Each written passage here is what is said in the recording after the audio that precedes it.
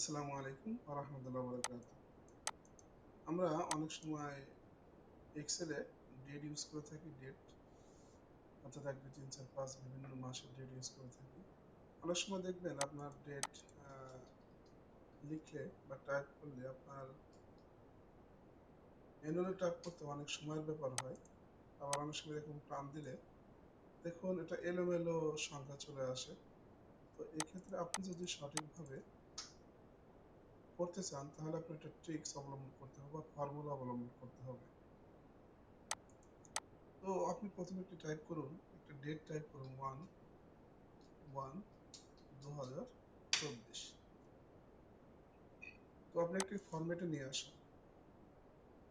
নিয়ে আসার জন্য রাইট বাটন ক্লিক করুন। এখানে ফরম্যাট সেল আছে দেখুন। ফরম্যাট সেলে ক্লিক করুন। দেন এখানে দেখুন ডেট। এই ডেট থেকে আপনি একটা ফরম্যাট চুজ করুন। আপনার পছন্দ মতো ডেটের ফরম্যাট আছে ওটা চুজ করুন।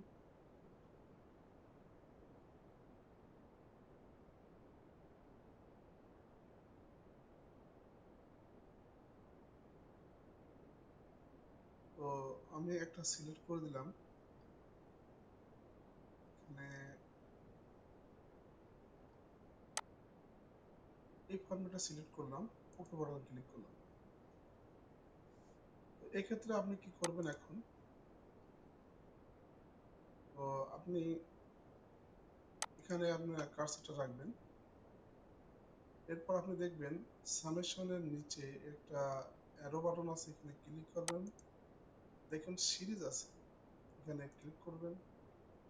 এখানে রো, ডেট, ডে।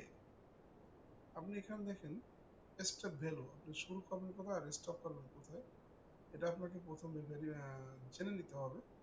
যেহেতু জানুয়ারি মাস আপনার 31 ডেজ, তো সেক্ষেত্রে আপনি 1 থেকে 31 টাইপ করুন। দেন ওকে বাটন ক্লিক করুন। এখন আপনি প্রথমটা ক্লিক করে নিচের দিকে টান করুন। দেখুন আপনার অটোমেটিক